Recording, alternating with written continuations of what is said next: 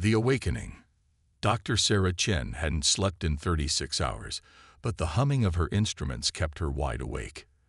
The research station's isolation chamber, buried 2 kilometers beneath Europa's ice, was alive with activity. For the first time in 15 years of deep space research, her quantum resonance scanner had detected something extraordinary. Dr. Chen. The station's AI chimed softly. The signal pattern has stabilized. Would you like me to display the full spectrum analysis? Sarah brushed a strand of graying hair from her face, her breath misting in the chamber's carefully regulated cold. Show me everything, ARIA, and run it against all known electromagnetic signatures in our database. The holographic display expanded around her, filling the chamber with dancing lights. The signal was unlike anything she'd ever seen, a complex, repeating pattern that seemed to shift and evolve even as she watched it. It had been embedded in a crystalline structure that they'd discovered in Europa's deep ocean, perfectly preserved in the moon's ancient ice. No matches found in any Earth databases, Araya reported. However, I'm detecting what appears to be a response signal from somewhere beyond our solar system. Sarah's heart skipped a beat.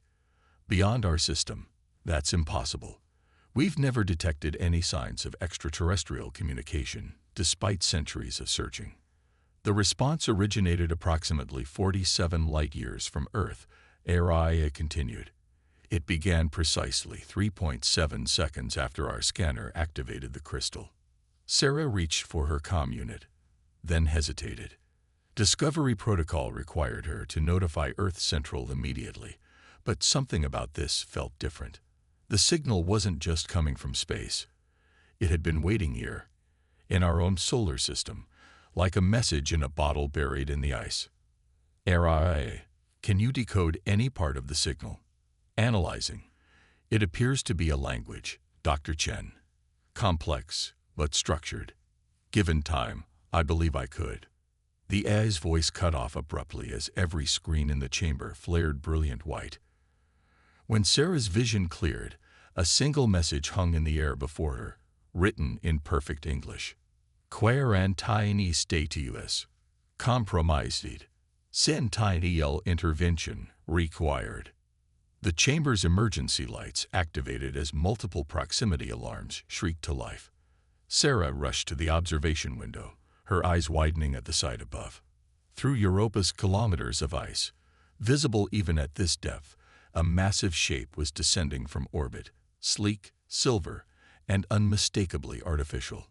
ARIA, send an emergency broadcast to Earth Central. Tell them. She swallowed hard. Tell them we're no longer alone. The ship, if that's what it was, settled into a stationary position directly above the research station.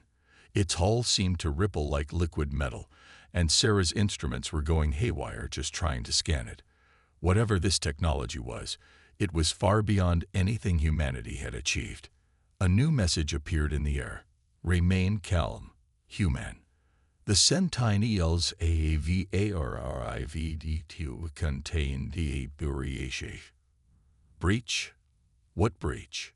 Sarah demanded, though she doubted whatever was up there could hear her. We haven't breached anything. Dr. Chen. Aria's voice was unusually urgent. I've completed a preliminary translation of the original signal. It's a warning. Or rather, a record. A record of what? According to this data, Earth was placed under quarantine over 500 years ago. The crystal was left as a monitoring device, designed to alert the Sentinels if humanity ever developed certain technological capabilities. Sarah's mind raced. 500 years ago. That would mean, what capabilities, ARIA? What exactly did we do? The quantum resonance scanner, Doctor. The very act of detecting and activating the crystal proved that we developed technology that shouldn't have been possible under the quarantine suppression field. The chamber shook as something massive powered up above them. Sarah watched in horror as beams of light began cutting through Europa's ice, heading straight for the research station. ARIA. Encrypt all our data and broadcast it on every frequency. If there's really been a quarantine, if something's been suppressing human development. She typed furiously at her console, initiating emergency protocols she'd never thought she'd need to use. Earth needs to know. Everyone needs to know. The alien ship's beams were getting closer, but Sarah kept working. If humanity had achieved this level of technology despite being under some kind of suppression field, what else might they be capable of? What was their true potential? Broadcast complete, Araya announced, just as the first beam breached the chamber ceiling. Data packets have been received by multiple Earth stations. Sarah looked up at the hole being carved through the ice and steel above her, her face set with determination. They tried to keep us contained, Araya. They tried to hold humanity back. She laughed suddenly, despite everything. And we still managed to detect them. I wonder what else we might be capable of. The chamber filled with brilliant light as the alien ship's beam reached them. Sarah Chen closed her eyes, knowing that whatever happened next, humanity's understanding of its place in the universe was about to change forever. The quarantine had failed, and Earth was about to learn just how special its children really were. The ground shook beneath her feet as the Sentinel ship began its descent, but Sarah wasn't afraid anymore. Humanity had spent its entire history breaking through barriers and defying limitations. This would be no different. They had tried to contain humanity's potential, to keep them safely locked away from the wider galaxy. But you can't quarantine curiosity. You can't suppress the human spirit. And now, finally, humanity would learn the truth about their place among the stars. The hidden truth. Commander Marcus Rivera stood at the window of the Earth Defense Initiative's underground command center, watching holographic projections of the Sentinel ships now orbiting every major population center on the planet. 3 weeks had passed since Dr. Chen's discovery on Europa, and the world had changed more in those 21 days than in the previous century. Sir, his aide approached with a tablet. We've finished decrypting the last of Dr. Chen's data broadcast. You're going to want to see this. Marcus took the tablet, his dark eyes scanning the information quickly. The muscles in his jaw tightened. Are we certain about these readings? The science team triple-checked everything. The suppression field the Sentinels have been using. It's not just technological. It's affecting human consciousness itself, limiting our ability to perceive certain scientific principles. Marcus set the tablet down on his desk, next to a framed photo of his daughter. In it, she was laughing, reaching for stars that now seemed further away than ever. And yet we still managed to break through. Get Dr. Chen in here.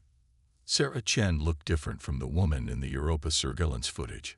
3 weeks in Sentinel custody had left her thinner, with new streaks of gray in her hair, but her eyes burned with the same intensity. She didn't wait for pleasantries. The quantum scanner wasn't just detecting their monitoring crystal, she said, pulling up her own data displays. It was detecting the suppression field itself. Every time we ran a scan, we were mapping the very thing that was holding us back. Marcus nodded, which is why they responded so quickly. But what I don't understand is how we developed the scanner in the first place, if we were being suppressed. Sarah smiled, and there was something fierce in it. Because humans don't just think outside the box, Commander. We deny the existence of the box itself. The suppression field works by making certain concepts seem impossible, but humans have a long history of doing the impossible. She brought up a new display, showing a complex network of energy patterns. Look at this. The field isn't uniform.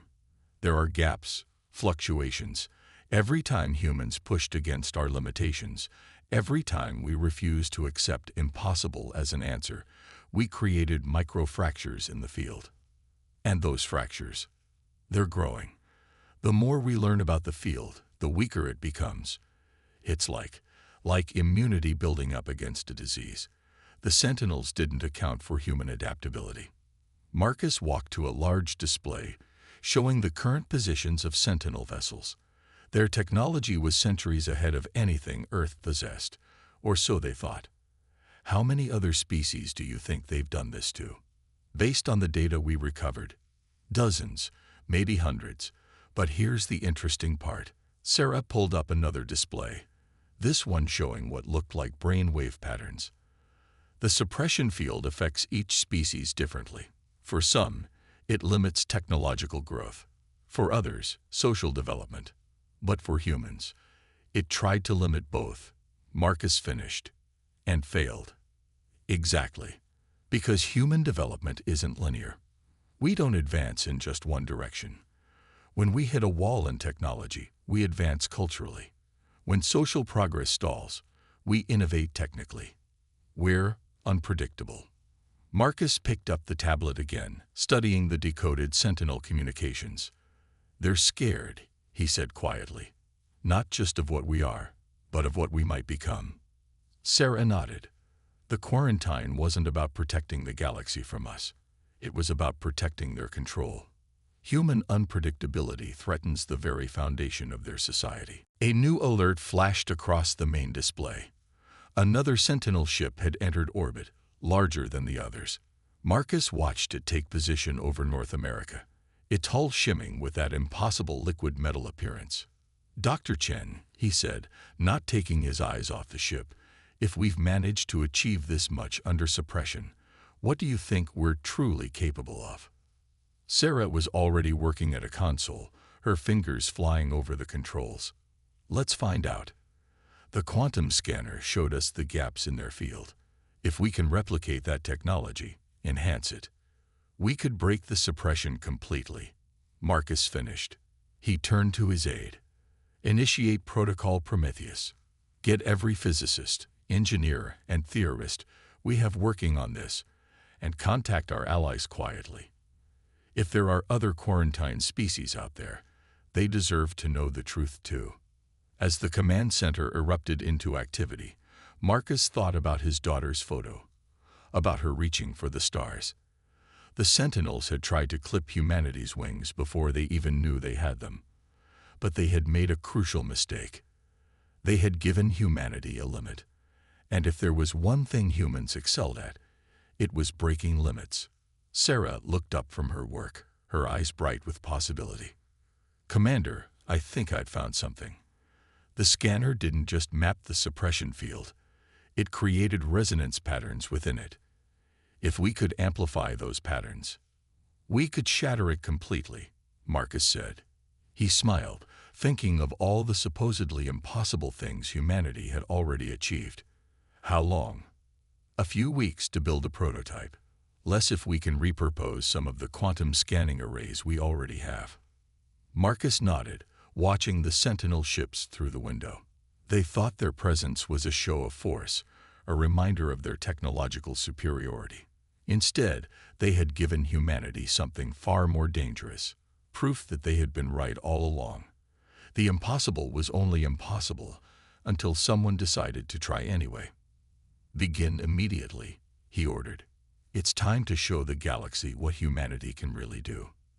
The command center hummed with energy as Earth's brightest minds began working on their greatest challenge yet. Above them, the Sentinels watched, unaware that their greatest fear was about to come true. Humanity was about to break free. And they had no one to blame but themselves. Breaking free. The ESS Nightingale hung in the darkness of lunar orbit, its hull gleaming with a network of quantum resonance patterns that seemed to bend the very fabric of space around it. In the ship's command center, Dr. Sarah Chen watched as the final calibrations were completed. 2 months of sleepless nights, breakthrough moments, and seemingly impossible engineering had led to this. "Quantum field generators at full capacity," reported Lieutenant Kai Wang from his station. "Resonance patterns are stable and self-sustaining." Commander Rivera stood at the center of the bridge, his presence steady and reassuring. "Dr. Chen, are you certain about this? Once we activate the drive, there's no going back." Sarah checked her calculations one final time. The mathematics behind their quantum resonance drive wasn't just revolutionary. It was supposedly impossible under the Sentinel's suppression field. Yet here they were. "The Sentinels didn't just underestimate our ability to innovate," she said, making final adjustments to the field harmonics. "They underestimated our ability to understand their own technology. Every attempt they made to suppress us gave us new insights into how their systems worked. Above them, through the bridge's transparent ceiling, Earth hung like a jewel against the stars. Sentinel ships still orbited the planet, their liquid metal hulls reflecting sunlight. They had no idea what was about to happen. "All stations report ready," Kai announced. "Waiting for your command." Marcus took a deep breath. "Begin the sequence. Let's show them what happens when you try to cage humanity." Sarah activated the quantum drive. For a moment, nothing seemed to happen. Then the space around the Nightingale began to ripple, like heat waves off hot asphalt. The resonance patterns in the ship's hull pulsed with increasing intensity. "Suppression field disruption at 15%, Kai reported, his voice tight with excitement. 20%, 30%. Warning alarms blared as the nearest Sentinel ships suddenly changed course, accelerating toward their position. They had detected something was wrong. "They're launching interceptors," Tactical reported.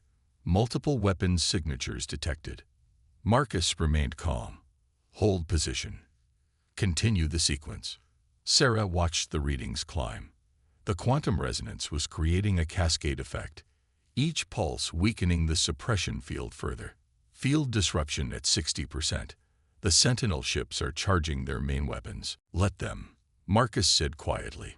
"They're about to learn something about humanity that they should have realized a long time ago." The first Sentinel blast hit the Nightingale's hull and passed straight through, the energy dissipating harmlessly into space. The quantum resonance patterns hadn't just weakened the suppression field, they had fundamentally altered the way their ship interacted with reality itself. "Field disruption at 80%, Sarah announced, her heart racing. "The cascade is becoming self-sustaining." "Marcus, I think we did it." The bridge crew watched in awe as the Sentinel ship's weapons continued to have no effect. Their supposedly superior technology was useless against what humanity had created. The quantum drive wasn't just new technology, it was a completely new way of thinking about physics itself. "Final sequence initiated," Kai reported. "Field disruption approaching critical mass." The space around the Nightingale erupted with energy as the quantum drive reached full power. For a brief moment, Sarah could see everything. The complex web of the suppression field stretching across the solar system, the underlying patterns of reality itself, and the countless gaps and weaknesses humanity had created through their relentless push against limitations. Then, with a silent flash that seemed to ripple through reality itself, the suppression field shattered. Warning messages flooded every screen as the Sentinel ships reeled from the feedback. Their own technology, so dependent on the stability of their suppression field, was temporarily paralyzed. "Status report," Marcus ordered, his voice steady despite the historic moment they had just witnessed. "The suppression field is gone," Sarah said, checking her readings in amazement. "Complete collapse across the entire solar system." "And the quantum drive," she laughed suddenly. "It's working better than we ever predicted. Without the field limiting us, our understanding of the underlying principles is expanding exponentially." Marcus smiled. "Send the signal to Earth Defense Command. Tell them to begin launching the rest of the fleet. Across Earth, in hidden facilities and underground bases, ships that had been built in secret began powering up. Each one was equipped with its own quantum drive, ready to take advantage of humanity's newfound freedom from suppression. "Sentinel ships are regrouping," Tactical reported. "They're attempting to establish a new containment pattern." "Too late," Sarah said, watching as the quantum drive's effects continued to spread. "The resonance cascade isn't just affecting our solar system anymore. It's propagating through space itself. Anywhere there's a suppression field, it's going to start breaking down." Marcus turned to his communications officer. "Broadcast on all frequencies, in every language we know, including what we've learned of the Sentinel's own language. Message begins. To all suppressed species throughout the galaxy, humanity has broken free, and we're coming to help you do the same." The Nightingale's engines hummed to life as more Earth ships joined them in orbit. The Sentinels had spent centuries believing their technology was unbeatable, their control absolute. They were about to learn just how wrong they had been. "Plot a course to the nearest suppressed system," Marcus ordered. "It's time to show the galaxy what humanity can really do when we're not being held back." As the Nightingale prepared to make its first faster-than-light jump, Sarah thought about that moment in her research station on Europa, when she had first discovered the truth. The Sentinels had tried to keep humanity contained, controlled, and predictable. Instead, they had given them the ultimate puzzle to solve, the ultimate limitation to overcome. And now that humanity had broken free, there would be no going back. The stars beckoned, and this time, nothing would stop humanity from reaching them. The Alliance. The holographic chamber aboard the ESS Nightingale hummed with energy as representatives from 7 different species gathered for the first meeting of the Liberation Front. Dr. Sarah Chen watched in amazement as each alien delegate materialized, some humanoid, others wildly different from anything Earth had imagined. The Meridians, with their crystalline bodies that refracted light into stunning patterns. The Volari, existing as swirling clouds of conscious plasma contained in environmental suits. The Zenith, tall and graceful with iridescent scales. Each species had been trapped under sentinel suppression fields, their development artificially stunted for centuries. Commander Rivera stood at the center of the chamber, his voice clear and strong. 3 months ago, humanity broke free from sentinel control. Since then, we've helped liberate 6 other systems. But this is just the beginning. A Meridian representative, their crystalline form pulsing with blue light, spoke first. The Sentinels claimed they were protecting the galaxy from dangerous species like ourselves. We believed them for generations. That was their greatest deception. Sarah interjected, bringing up a display of the quantum resonance patterns they'd discovered. They weren't protecting anyone. They were preserving their own power by preventing the emergence of any civilization that might challenge them. The Volari representative's plasma form swirled with intense colors. "Our scientists have studied your quantum drive technology. The principles behind it. They should have been obvious to us, but the suppression field prevented us from even conceiving of such possibilities. That's why we need to work together," Marcus said, expanding the holographic display to show the known galaxy. Red points of light indicated systems still under Sentinel control. Each of our species has evolved different ways of thinking, different approaches to science and technology. Together, we can innovate in ways the Sentinels never imagined possible. Sarah activated another display, showing the hybrid technology they'd already developed. Meridian crystal matrices combined with Volari plasma containment fields, enhanced by human quantum mechanics and Zenith bioengineering. The results were unprecedented. "The Sentinels believed that keeping us isolated would keep us weak," she explained. "Instead, they created a powder keg of suppressed potential. Now that we're free, our combined knowledge is advancing faster than they can respond." A warning alert flashed across the chamber's displays. Lieutenant Wang's voice came over the comm. "Commander, we're detecting a massive Sentinel fleet approaching the Meridian home system. At least 30 ships, including 3 of their new dreadnoughts." The Meridian representative's crystalline form flickered with concern. "Our defensive systems are not yet fully restored. If they attack in force, they won't get the chance," Marcus assured them. He turned to the assembled delegates. "This is why we formed the Liberation Front. Not just to free ourselves, but to protect each other. Lieutenant Wang, signal the fleet. All ships prepare for quantum jump." The holographic chamber shimmered as the Nightingale's quantum drive engaged. Through the windows, Sarah watched as ships from every liberated species moved into formation around them. Human vessels with their quantum resonance hulls, Meridian ships that seemed carved from living crystal, Volari plasma drives that bent space itself. "The Sentinels still think in terms of conventional warfare," Sarah said, studying the tactical displays. "They haven't grasped that we're not just fighting with better weapons, we're fighting with entirely new concepts of what's possible." The combined fleet quantum jumped into the Meridian system, emerging behind the Sentinel forces. The enemy ships, caught by surprise, tried to reorganize their formation. All ships, execute pattern liberation, Marcus ordered. Show them what happens when you try to cage the creative potential of 7 species at once.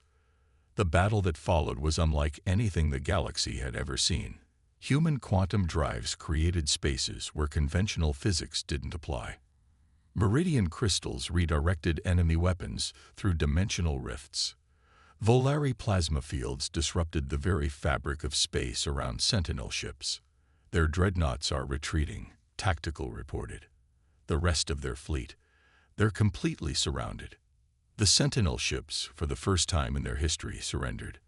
Their supposedly invincible technology was being outmatched by the very species they had tried to suppress.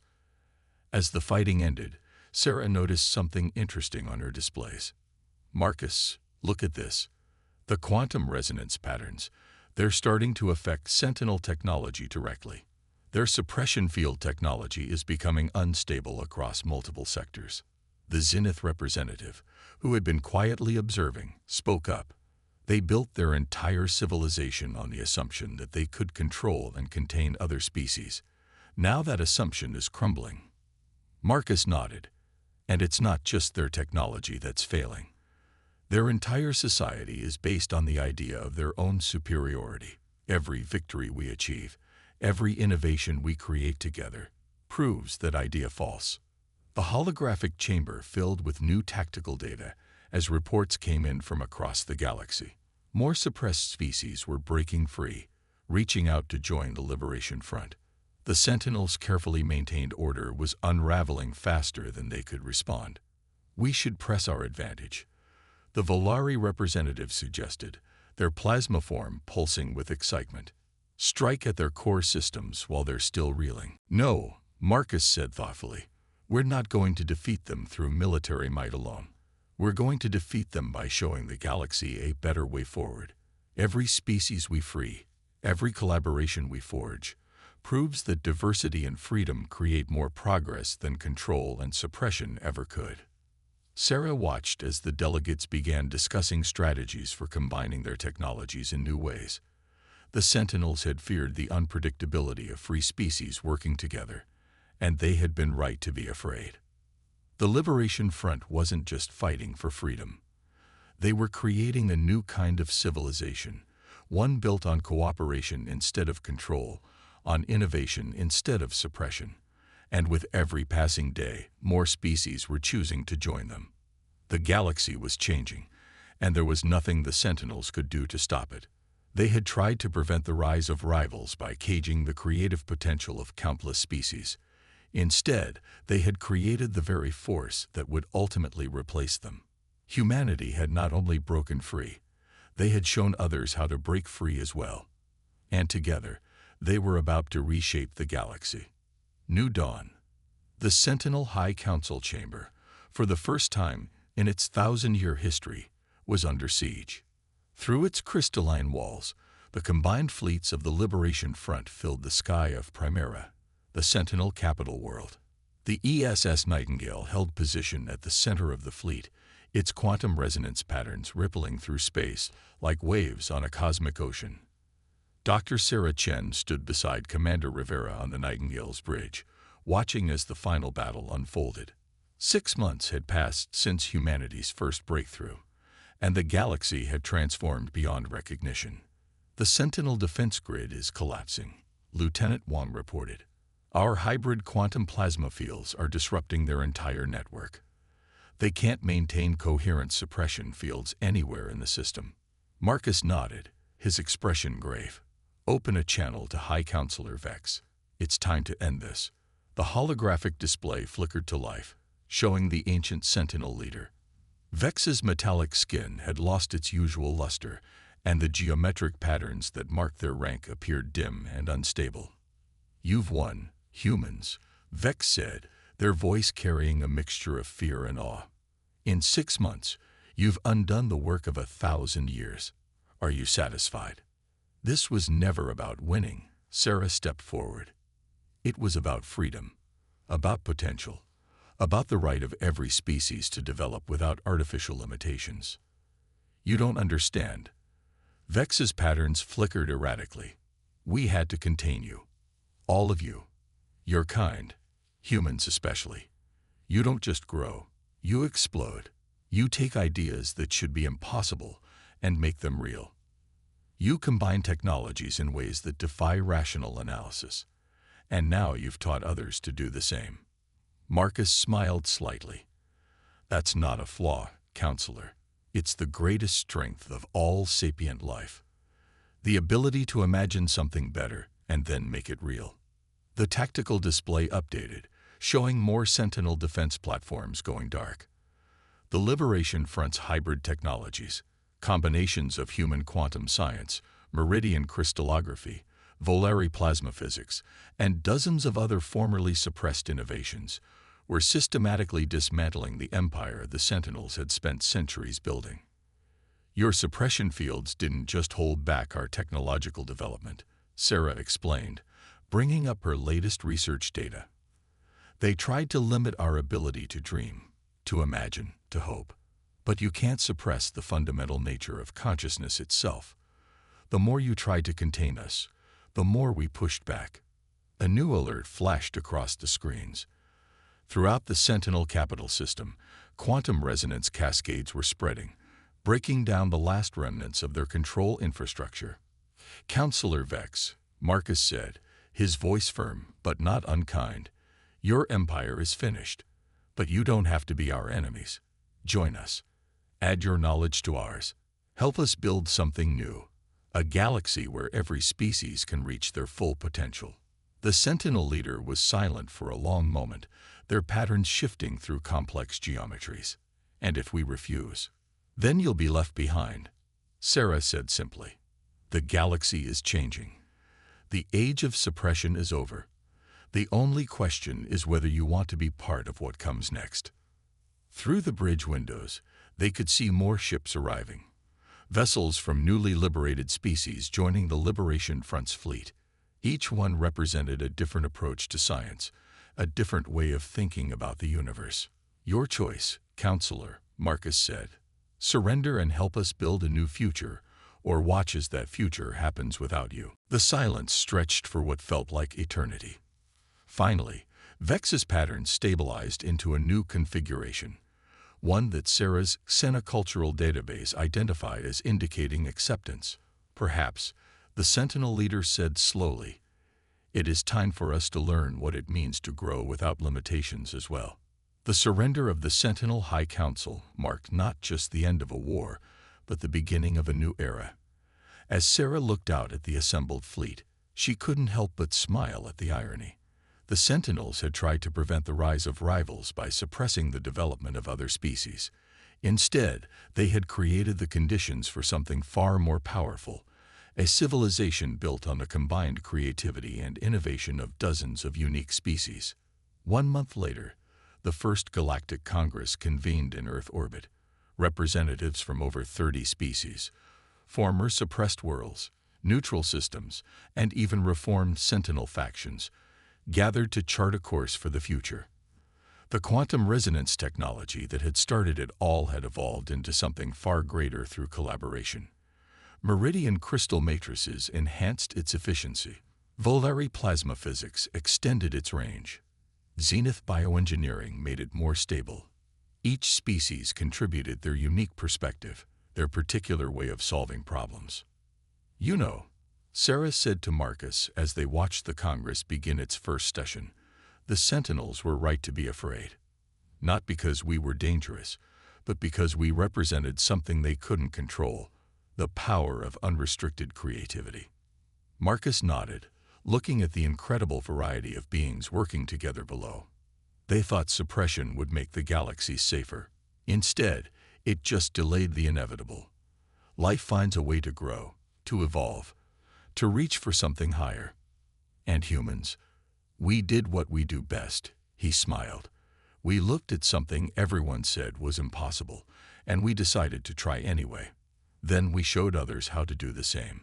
The quantum drive hummed beneath their feet, its resonance patterns now incorporating principles from a dozen different species sciences.